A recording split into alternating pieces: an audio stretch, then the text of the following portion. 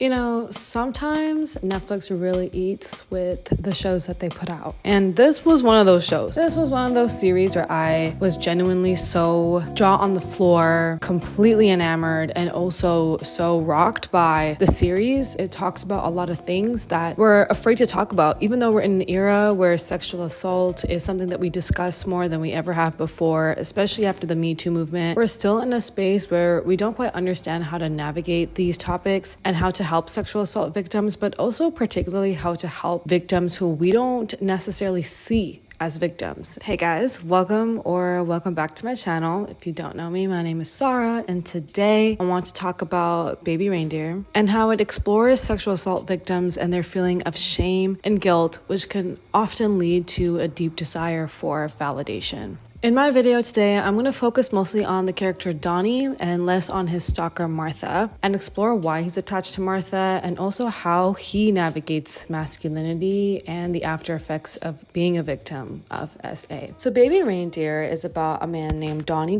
who moves to Spain in order to become a comedian and ends up living in London. And he's a struggling artist. He's not making a lot of money through his career, and he works at a pub where he meets this woman named Martha, and him and Martha kick it off. They have great conversations while he's working, but very quickly she becomes extremely obsessed with him and starts to stalk him, and it gets completely out of hand. As he's dealing with her stalking him, we come to find out that Donny was also a victim of sexual assault, and he was assaulted by someone that he trusted named Darrien. Darrien is the writer of a really successful show that Donny really enjoyed, and he had promised Donny that he would help him write a show and get his career started, but instead he takes advantage of him and abuses him on multiple occasions. So fast forward now to present day, and he's got Martha stalking him. He's now dealing with the trauma of what has happened to him in the past, while also dealing with this new problem that sits in front of him, which is Martha abusing him in a new way. So of course, I have to put a trigger warning out there in this video. We talk about the sexual assault that is mentioned in the film, so if that is a sensitive topic for you, of course, watch at your discretion. And without further ado, let's get into it. Donny is a character who seeks validation, right? He is a comedian, and what do comedians do? They put on a show, and you know they've done a good job if they get the audience's reaction, if they get a laugh out of the audience. And honestly, validation is something that all artists have to grapple, because as an artist, you put work out there, and your sense of success comes from how people react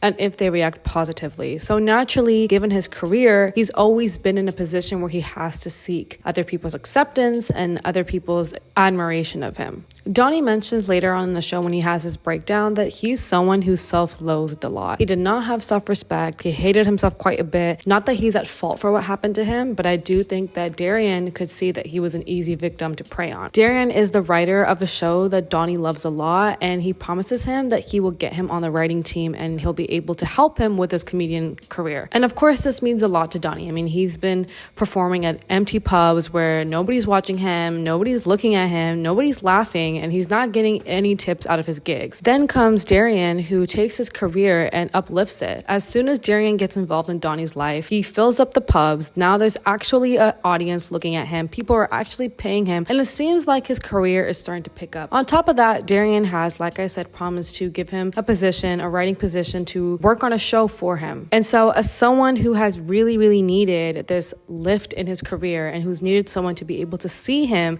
as a talented comedian and writer, this is everything Donny has wanted. He needs somebody to believe in him. He needs someone to see him as capable of his own dreams, because without that reassurance and without this confidence that somebody else gives him, he isn't quite sure that he's able to accomplish these things. For Donny, seeing that his career was going nowhere, having Darrien come in and give him this boost in confidence was all it took to really make him trust and believe in everything that Darrien said. And this is a common position that a lot of artists will find themselves in, where you just need someone of power to recognize your work and give you a chance. And once somebody of power gives you a chance, you're at their mercy almost. You will do whatever they need you or want you to do because you want them to uplift your career. It's all about networking. It's all about talking and knowing the right people. And so Darrien, this individual that Donny trusts and who he looks up to, takes advantage of him. And episode 4 is really hard to watch because it's the episode where we get to see exactly how Darrien manipulates Donny. He continuously invites Donny over over to his house saying that they're going to work on writing, but instead he just gives him all these hardcore drugs him up, takes him out of consciousness, or puts him in a position where he can't think straight. And then when he's knocked out, he is in his pants and just taking advantage of Donny's body. And there is one particular day where Donny wakes up and he realizes that Darrien is here to hurt him, that there's nothing coming out of this other than Darrien taking full advantage of him. Instead of leaving the next morning, he stays with Darrien for a couple more days. And I think this is very interesting because what we might think right off the bat is, well, why would you stay? Why would you stay somewhere where someone is hurting you? Why wouldn't the first thing that you do is to run? And a lot of the times, victims are blamed for what happens to them because the belief is always, if you knew someone was doing something to hurt you, why did you put yourself in this position? Or why didn't you say something earlier? Why did you wait so long? Why did you not take the first red flag as a reason to leave? But what people don't realize for victims is that it's a lot more complicated than just realizing that someone's done something wrong to you and leaving. It's a play on power dynamics. It's manipulation. It's coercing someone. It's making them think that they're not a victim and that they want this. And oftentimes you realize way after the fact that something hurtful and harmful has happened to you. Donny doesn't want to have to accept that he's been abused. And he doesn't want to have to accept that he's been abused by the very person that he really trusted in this moment of his life. By staying with him, he's more so trying to accept that he wants to be around this man, that he wasn't taken advantage of, that that's not something that has happened and not something that he has to come face to face with. I believe that Donny truly wanted to convince himself that Darrien was genuine in his interest in him. And so he stuck around for a few more days to try and soothe whatever happened and allow himself to believe that Darrien is actually a good person. I believe this is part of the reason why he stays with Darrien. Even though in the back of his mind, he's already affirmed that this man is dangerous and that he's here to hurt him. He wants to still believe that Darrien's interest in him is genuine and that his whole plan was honestly to just help Donny elevate his career rather than to put him in this vulnerable position. But obviously staying with him for a couple more days doesn't make the reality of what has happened just disappear or change. And eventually he does have to swallow the pill of what has happened. The trauma that Darrien has inflicted on Donny makes him turn inwards and he starts to become destructive to his own body, feeling like there's no point of taking care of himself anymore. And that's also something that is really common for sexual assault victims, is that once you've been through something abusive, instead of taking care of yourself and finding ways to heal, you start to wonder, what even is the point? What's the point of taking care of this body that somebody else has used and abused and taken advantage of? And Donny then explains how he started to just have sex with a bunch of people, both men and women, and in places and spaces that were honestly quite dangerous. But he does it because he honestly doesn't care to take care of himself anymore. But another layer of what Darrien has done to Donny is that he really confuses him about his sexuality. And not because he's not sure if he's gay or if he's bi or if he's straight, but because he's been forced to confront these questions when he never was ready at that moment to answer them in the first place. And he has to answer to them not because of his own curiosity, but because of the pain and hurt that someone else has inflicted on him. He says himself that he doesn't know if what he feels is actually his own feelings or if they are a result of what Darrien has done to him. His sexuality, something that is very, very sacred to all of us. Our sexuality is our own journey to discover, and that was completely stripped away from Donny, and he has to come face to face with feelings that he doesn't know anything about and he doesn't know how to confront because they were forced onto him in this very traumatizing situation. So now that Darrien is out of the picture and he can't get validation from Darrien anymore, there's a new validation that Donny seeks, which is male validation. He wants to be accepted by his male peers and seen as this masculine individual. And I think part of the reason why Donny cares so much about what men around him think of him is because he got put in this position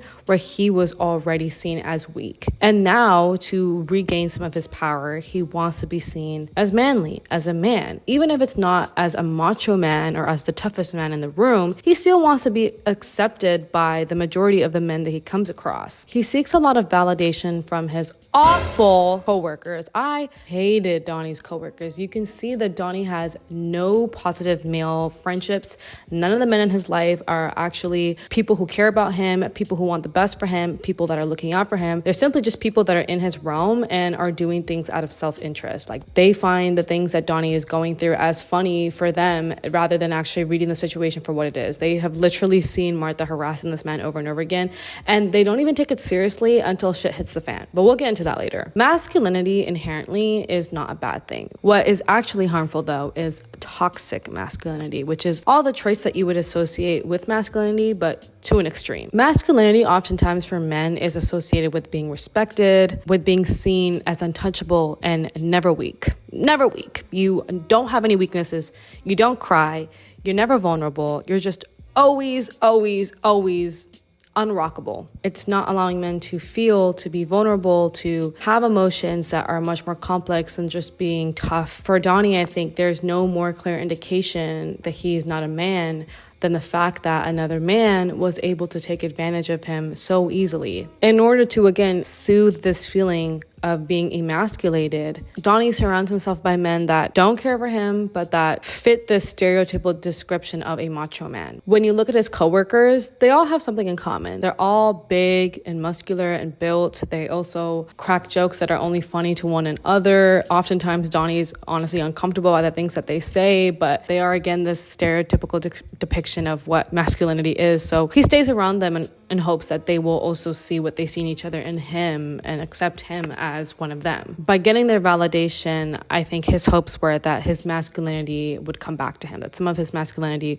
would be restored. And obviously, that's not what happens. They're just people that find him the butt of the joke when he's clearly in a dangerous position. Another key part of the series is that the entire time he's with Teri, he has a very difficult time of being openly with Teri. He doesn't want to be seen in public with her. He's okay with being in the club or being in a dark restaurant where no one's really looking at him, but being in a subway where there's a bunch of people around him, or coming to work with Teri coming in to visit him in front of his coworkers. It's just something he's so uncomfortable with. He cannot seem to just hold Teri's hand in the open and be happy with that. He explains this in the series of how he has always considered himself a progressive person, but now that he's in love with this trans woman, he just can't seem to actually be openly with her. And I think the reason why he has a difficult time being open with Teri is because, again, it will make him look less of a man. We all know that part of toxic masculinity is a lot of homophobia. A lot of these really masculine men are quite homophobic because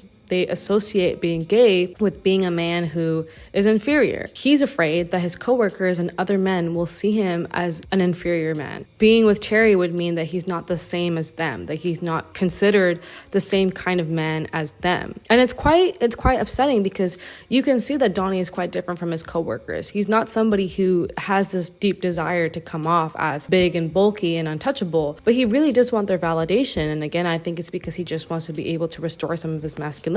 He's obviously not doing that in a way that's actually healthy, and in the end it damages his relationship with Teri, and ultimately it crushes it breaks it. It's obviously not that alone. Martha's intervention in their relationship has also played a really big role into why their relationship ended, but I think for Donny, that last bit of their relationship where they were just kind of trying to hide from Martha was the most at peace he was in their relationship, because he could be with Teri without having to address these internal issues that he's having. But for Teri, she's had enough. She can't stand the fact that he won't actually take a stand against Martha. And I'm sure Teri could also realize that Donny was just not going to be comfortable holding her hand in public and being with her in public, even if Martha wasn't in the picture. Now, let's talk about Martha and what Martha means to Donny. Martha is a character who, when she first walks into the pub, even Donny says out loud, she's someone that you feel bad for. She comes in, she looks disheveled, she looks quite sad, she can't even afford a drink or a tea. You just feel pitiful for her. And so Donny feels pitiful for her. And I do think Donny is a nice person. I think he really is a sweetheart. And he sees this person who's in this position, and he offers her a kind gesture, buys her a cup of tea. And of course, for Martha, who is a character who has her own pain and her own baggage that we don't get a full scope of, but that we slowly start to see bits of throughout the series. For her, this small gesture of kindness is huge, and it's what she latches onto and uses as a reason to obsess over Donny. And it's clear that Martha is somebody who suffers from some kind of mental health disorder. She obviously is a dangerous person. I mean, the things that she does is clearly not okay. But I think for Martha, she also just cannot tell that her behavior is not okay. She's sending him 100,000 emails a day and making up this whole relationship in her head and creating this life of her and Donny in her head that doesn't exist and believing in it so wholeheartedly. That is not something that somebody who's healthy would be able to do. That comes with some level of mental health illness. So we know that Martha herself is also a vulnerable character who is in deep need of actual help that she's just not getting. When Donny looks at Martha, he starts to see someone who is inferior to him. He's not, the same as Darrien, where he has these evil intentions with Martha. But I think for Donny, the feeling he gets out of Martha is this position of power. He knows that he's handsome and out of her league, and she laughs at everything that he says. Everything that Donny says is just so hilarious to Martha, and he loves this attention that he's getting from her. It's the same kind of attention that he had for Darrien. Everything that Darrien said was just pure gold to him. And now he's getting the reverse of that situation. He's the person in power. He's the one who whatever he says is made of gold, and Martha is just eating it up. He knows that it's her who has this overbearing desire for him and not the other way around. Martha is someone who truly sees Donny, sees him in the way that he wants to be seen, but also sees past him and sees all the skeletons behind the face that he puts on. She's always praising him. She's always telling him how funny he is and how much he means to her. And I think the reason why Donny has such a hard time reporting Martha, even though her behavior starts to quickly get super out of hand, is because he doesn't want to lose this validation. He doesn't want to lose this person who is constantly telling him all the things that he wants to be told. Even though he has Teri and he has this beautiful connection with Teri and he's falling in love with her, nobody is telling him these praises as much as Martha is, and nobody is truly seeing him as this comedian, as this hilarious and talented individual the way Martha is. The only person who did that other than Martha is Darrien, and obviously we know where that went. I think he also wants someone else to pity other than himself. When he puts her in her place and she sits outside of his ex-girlfriend's mom's place just at the bus stop for days and days on end, he eventually approaches her and tries to make things right with her. He takes her home and makes sure that she's fed. He says that he wants this deranged relationship between them to end, but I think he also really craves looking at somebody else and feeling pity for them. Martha makes him feel a sense of power, and it's not one that he takes advantage of and that he uses in an evil way, but he does, I think, feel this sense of, okay, I've got the upper hand in this situation, and I like this feeling. I like this feeling of somebody being so obsessed with me that they don't know how to stop. And I also like this feeling of looking at someone and feeling bad for them. He says it multiple times. I just felt bad for her. I just felt bad for her. The only other person he's ever felt bad for throughout the series is himself, and everything that he has to go through and everything that he's been through. And finally, I think the reason why Donny has such a hard time calling the police on Martha is because he doesn't want to accept the fact that it was so easy to call the police on Martha, someone who doesn't have the same power as Darrien does, and then he couldn't call the cops on Darrien. I mean, Darrien is someone who actually physically abused him. And even though Martha does grope him in one scene and does get physically violent towards the end as well, for Donny, I think if he was to call the cops on Martha, it gives Darrien more power. He let Darrien do whatever he did to him multiple times, and Darrien got away with it. And here's this woman who is much smaller than Donny and who hasn't done the same kind of harm to him, and yet he can call the police on her. He's got two people abusing him, and I don't think he wants to accept that one of them, the one that inflicted the least amount of harm on him, is the one that he ultimately takes to the police. Even though the things that Martha has done, the stalking, the following him around, the showing up at his gigs, following him and finding his way into his ex-girlfriend's mom's house, are all things that are very, very damaging and very, very harmful, and she's very clearly dangerous. But I think for Donny, calling the police on Martha means that he's given Darrien a lot more power, and also that if he calls the police on Martha, he still has to confront whatever Darrien did to him, because both of these people have hurt him. So why did one take the blame and the other one just got away with it? What's so heartbreaking for me in the series is that he exposes what Darrien has done to him in his breakdown on stage,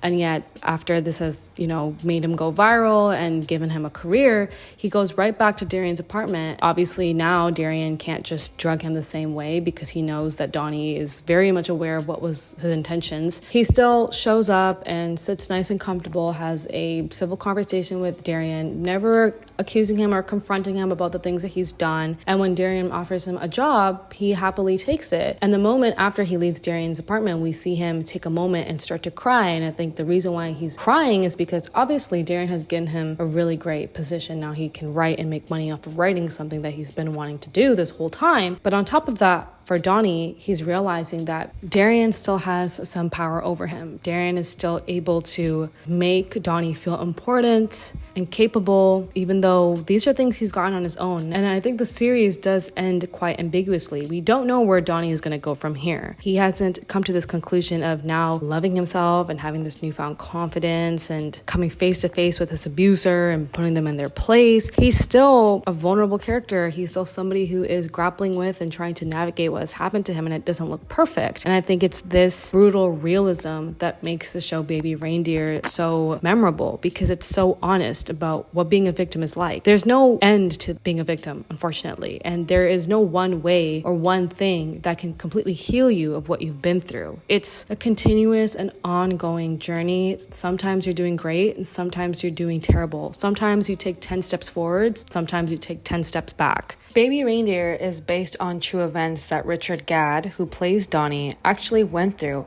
And I think it is so incredibly respectable and impressive how much empathy and understanding and perspective Richard Gadd could have to make this show. Not just to tell his own story, but to also look at things from a full rounded perspective and have empathy for Martha. He can see that she's also a character or a real life person who has been through a lot and who is suffering inside. And he's able to reflect on that as much as he's able to reflect on what she has done to him. And he's able to be honest about the fact that to a degree, he couldn't quite let her go. And that even when she would stop stalking him because the police got involved and there was a threat of now her going to jail if she did continue to contact him, he is so curious about her. He even checks her Facebook, goes up to her house just to see if she's okay and see if she's doing well. It takes a lot of honesty. Martha and Donny did have sweet moments. They did have a friendship. Of course, it grew into something that was not consensual, but they had moments of connection. They had moments of understanding. And if Martha wasn't somebody who was ill, they probably would have had a really good friendship. And Richard Gadd is able to speak on that and be honest about the fact that to a degree, Martha was an important person to Donny. I think most of us would assume that if someone is sending you 1,000 emails a day and 1,000 voice notes a day, that you would just ignore it, get the police involved, and hope that they would put this person to a full stop. But Donny wants to discover why Martha does what she does and listens to all the voice notes that she sends him, even after Martha is already behind bars, because he wants to understand why Martha is the way that he is. He wants to understand why she behaves the way that she does and what was the reason for her to latch onto him so strongly. There are a mix of voice notes. Some of them are angry and abusive and violent, but some of them are also just her being completely vulnerable. And one of the last voice notes that he listens to, he's sitting at the pub and Martha tells him why she calls him Baby Reindeer. And she explains that she had a reindeer when she was a kid that she used to hold on to while her parents would fight. And so even though we don't know the full scope of it, we know that Martha's childhood must have been very violent and difficult, and Donny empathizes with her. He feels for her, and honestly, he is touched by the fact that she also is someone who is trying to deal with the aftermath of the things that she's been through, and she just doesn't know how to and doesn't have the help that she needs to be able to go through these things. So that's my analysis on Donny's character in Baby Reindeer. I think this show opens up a lot of conversation. There's a lot of room for dialogue and things that we haven't talked about enough that continue to be an important topic of conversation, to be able to break the stigma of sexual assault and what victimhood looks like, and the fact that there is no one image of a victim. Being a victim of SA is not black and white, and how you deal with it is different from person to person, and it's okay to have a mix of emotions. This show does a really good job of delving into that. Please let me know your thoughts in the comments down below, and if you have not subscribed already, what is you doing, bruv? Get to it, and I will see you guys in my next video.